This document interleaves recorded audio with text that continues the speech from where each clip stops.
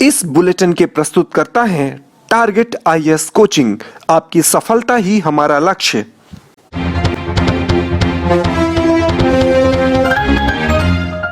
नमस्कार, आप देख रहे हैं रेवा दर्शन। मैं सचेता बघेल आपके साथ। आई जान लेते हैं क्या है आज की प्रमुख खबरें।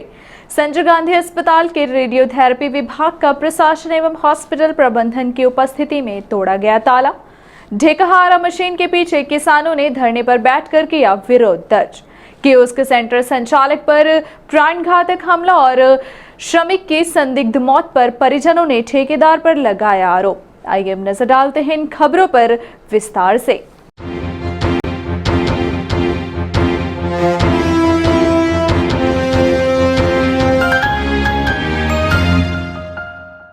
संजय गांधी अस्पताल के रेडियोथेरेपी विभाग का प्रशासन एवं हॉस्पिटल प्रबंधन की उपस्थिति में तोड़ा गया ताला। जल्द ही शुरू होगा रेडियोथेरेपी विभाग। सामाजिक कार्यकर्ता बीके माला की पहल पर हुई कार्यवाही। कमिश्नर से की गई थी शिकायत। संजय गांधी अस्पताल के रेडियोथेरेपी विभाग में आशा केयर सेंटर ट्रस्ट के द्वारा टेंडर समाप्त होने के बाद भी जड़ा गया था ताला। आशा केयर सेंटर के द्वारा टेंडर खत्म होने के बाद भी नहीं खोला गया ताला, जो आज संजय गांधी अस्पताल के अधिकारी एवं प्रशासन नायब तहसीलदार यतीश शुक्ला की उपस्थिति में ताला तोड़ा गया और आशा केयर संस्था के सामान को एक कमरे में सुरक्षित रख दिया गया। अब संजय गांधी हॉस्पिटल प्रबंधन के द्वारा रेडियोथेरेपी विभाग को पुनः शुरू किया जाएगा जल्द से जल्द। सामाजिक कार्यकर्ता बीके माला के द्वारा रीवा कमिश्नर से शिकायत की गई थी, जिस पर कमिश्नर ने तत्काल ही मामले को गंभीरता से लेते हुए कार्यवाही की। ये संजय गांधी हॉस्पिटल में कैंसर यूनिट बनी हुई है और इसको एक प्राइवेट एनजीओ आशा केयर सेंटर के द्वारा संचालित किया जा रहा था, जिसका कि जो भी इनकी निविदा थी वो समाप्त हो गई थी। निविदा के पश्चात से जो भी इनके सीएमओ साहब थे उन्होंने पत्राचार किया कि आप इस स्थान को खाली कर दें, परंतु आशा सेंटर के द्वारा पर ये संस्था स्थान खाली नहीं किया जा रहा था। उसी को लेकर के प्रभारी सीएमओ साहब ने एसडीएम साहब को पत्राचार किया था कि हमारा लोक परिसर खाली किया जाए, क्योंकि यहाँ पर पेशेंट आ रहे थे लगातार और पेशेंट तो स्थान बंद होने के कारण से पेशेंट का लगातार निरंतर इलाज नहीं हो पा रहा था। उसी को लेकर के मामला दर्ज किया गया माननीय एसडीएम महोदय के कार्यालय में और लोक परिसर बेदखली अधिनियम के तहत बेदखली का आदेश पारित किया गया था। उसी के तहत आज यहाँ पर कार्यवाही की जा रही है और यहाँ पर जो भी ताला लगा हुआ था उसको निकलवा करके जो भी यहाँ पे स्थान है हमारा वो सीएमओ साहब को हस्तांतरित किया जा रहा है। सेवा समाप्त होने के बाद भी ताला लगाया गया, ताला नहीं खोले जा रहे थे। अब बस वो कुछ कह रहे हैं, उनका कहना है कि हमने मशीन कुछ रिपेयर कराया था, मशीन का रिपेयरिंग का हमको कुछ चाहिए, सामान हमारा लगा, उस तरह के कुछ इशू हैं वापस में उनके। तो पर उसमें से लेकर के हम रोगियों के या बीमार जो इलाज आ रहे हैं पेशेंट, उनके इलाज को नहीं रोका जा सकता है, क्योंकि इलाज एक प्राथमिकता की चीज़ है।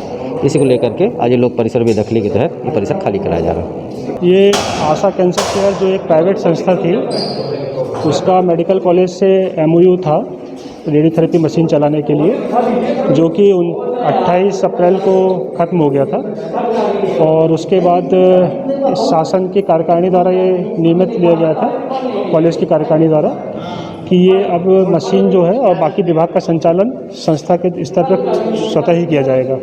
चूँकि आपके कार्यालय काम में काफ़ी शिकायतें थी, कई वित्तीय और मरीजों की शिकायतें थी, कई संस्थाओं ने शिकायत की थी, तो तत्कालीन कमिश्नर साहब ने ये निर्णय लिया था कि अब ये संस्था और विभाग और मशीन का संचालन संस्था के द्वारा किया जाएगा। ढेकहारा मशीन के पीछे किसानों के विजय उत्पादित बीज पिछले खरीफ के अंतिम भुगतान ब्याज सहित कराए जाने किसान 11 बजे से 3 बजे तक सांकेतिक धरने पर बैठे और विरोध दर्ज कराया। मामला रीवा जिले का है, जहां मध्य प्रदेश राज्य बीज एवं फार्म विकास निगम प्रक्रिया केंद्र ढेकहारा मशीन के पीछे किसानों के विजयोत्पादित बीज पिछले खरीफ के अंतिम भुगतान ब्याज सहित कराए जाने के लिए आज दिनांक 7 जुलाई को किसान 11 बजे से 3 बजे तक सांकेतिक धरने पर बैठे रहे। रीवा कमिश्नर कार्यालय में प्रशासन के जरिए केंद्रीय कृषि मंत्री भारत सरकार, मुख्यमंत्री मध्य प्रदेश सरकार, कृषि मंत्री मध्य प्रदेश सरकार को ज्ञापन सौंपा गया है। हम अपने साथियों के साथ आज हम अपने भारतीय किसान यूनियन के साथियों के साथ सभी के साथ आज यहाँ पे धरने में बैठे हुए हैं। सांकेतिक धरना है और ये पूरे मध्य प्रदेश के किसानों की समस्याओं के निदान के लिए धरना है। मध्य प्रदेश राज्य बीज एवं फार्म विकास निगम पूरे मध्य प्रदेश के किसानों का लगातार शोषण कर रहा है। स्थापना से लेके आज तक बीज उत्पादित बीजों का मूल्य विक्रय मूल्य एवं उपार्जन मूल्यों में बहुत अंतर रखा जाता है। रबी के बीज उत्पादित बीजों का अंतिम भुगतान रबी के बोनी तक नहीं होते। खरीफ के बीज उत्पादित बीजों के अंतिम भुगतान खरीफ के बोनी तक नहीं होते। आप सोच सकते हैं पिछले खरीफ सीजन में जिन किसानों ने बीज निगम को बीज उत्पादित धान दी थी उनका आज तक अंतिम भुगतान नहीं हुआ है। 30 जून को पूरी सेवा सहकारी समितियों के कर्जे ओवरड्यू हो गए हैं। हमारे यहाँ स्थानीय प्रक्रिया केंद्र में करीब 42 किसानों ने बीज उत्पादन कार्यक्रम में भाग लिया था। 1400 कुंटल धान उत्पादन करके दिया था। उनमें से 1500 रुपये प्रथम भुगतान मिले थे और उन बीज की जो कीमत निर्धारित की गई है वो 2500 रुपये निर्धारित की गई। अब 1000 रुपये प्रति कुंटल बाकी है। उनमें किसान बीज ले गए हैं। किसानों को नगद का कोई पैसे नहीं मिले हैं। अभी भी किसानों के 4.5 लाख रुपए बाकी हैं। वहीं मध्य प्रदेश में करोड़ों रुपए किसानों के बाकी हैं। हम आपके चैनल के माध्यम से माननीय मुख्यमंत्री कृषि मंत्री से मांग करते हैं कि बीज निगम की नीतियों को बदलें, नहीं तो किसान अब बीज उत्पादन कार्यक्रम में हिस्सेदारी नहीं निभाएगा। कियोस्क सेंटर संचालक पर 2 नकाबपोश बदमाशों ने किया प्राणघातक हमला। घायल युवक को गंभीर अवस्था में संजय गांधी अस्पताल में भर्ती कराया गया। रीवा में कियोस्क सेंटर संचालक पर नकाबपोश बदमाशों ने हमला कर दिया। वहीं घायल को पुलिस द्वारा रीवा के संजय गांधी अस्पताल में भर्ती कराया गया है, जहां उसकी हालत गंभीर बताई जा रही है। घटना के संबंध में बताया जा रहा है कि लालगांव चौकी अंतर्गत संदीप चतुर्वेदी लालगांव में कियोस्क सेंटर संचालित करते हैं। वह रोजाना की तरह सुबह घर से बाइक से कियोस्क सेंटर जा रहे थे। सभी ग्राम हरदी के तालाब के पास पहुंचे तभी पहले से घात लगाए नकाबपोश बदमाशों ने उनके ऊपर हमला कर दिया। इस दौरान नकाबपोश बदमाशों ने उनके सिर पर प्राणघातक हमला किया है। वहीं आरोपी मौके से फरार बताए जा रहे हैं। वहीं इस घटना की सूचना स्थानीय लोगों ने पुलिस को दी।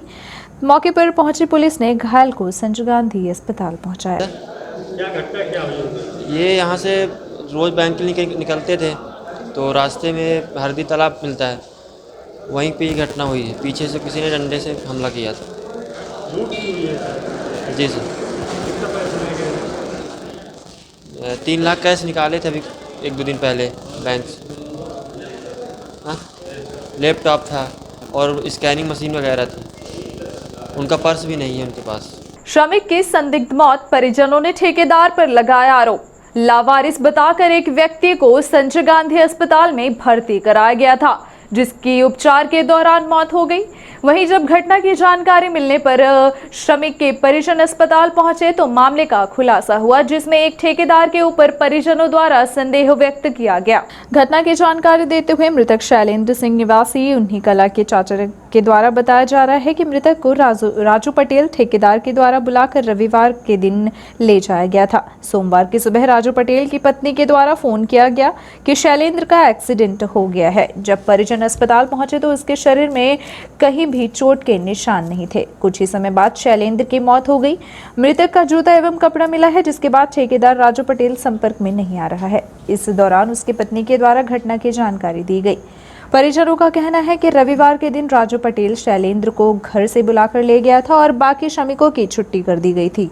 आज सोमवार की सुबह 4 बजे राजू पटेल की पत्नी ने फोन करके घटना की जानकारी दी। वो उसका नाम है सालेन सिंह, भतीजा है साहब। क्या घटना हुई है? घटना ये हुई, सुबह वो राजू पटेल घर गया, उसको लेके रीवा आया। अब रीवा से वो कत्तीदार यहाँ से चला, वो राजू पटेल बताएगा। कैसे पता चला कि कोई घटना हुई? उसकी मैडम फ़ोन लगाई साहब 4 बजे भोर, राजू पटेल का, कहीं तुम्हारा भतीजा एक्सीडेंट हो गया है। हम लोग सुबह आए साहब तो बेड में एकदम पड़ा था, ना उसके बोतल चढ़ा था ना कुछ, बेहोश एकदम पड़ा था। चोट लगी थी? चोट कहीं नहीं दिखा रहा है साहब, कोई छुड़हरा भर नहीं है कहीं। ये आपको बुला कहाँ से उठा के लाए इसको? अभी साहब राजू पटेल बताएगा कहाँ से ले आए हैं, कहाँ से ले आए के भर्ती किए हैं साहब। हम लोग तो नहीं थे तो क्या जाने साहब। राजू पटेल साहब लोगों को पूछा? हम नहीं पूछे साहब, हमको मिलवा नहीं हुआ वो राजू पटेल अभी तक। क्या लगता है आपको, क्या घटना हुई? अब साहब हम क्या मालूम। अब राजू पटेल के साथ वो काम करते थे? हाँ, डेली आता था राजू पटेल के साथ। तो संडे के दिन भी उसी के साथ गए थे? हाँ, संडे के दिन उसी के साथ आया। लेबर कहाँ थे उस समय? वो लेबर 3 थे गाँव के थे, तो उसको ना ही कह दिए थे कि तुम्हारा काम आज नहीं है। विनोद सिंह नाम है, वो जो साथ में आते थे डेली,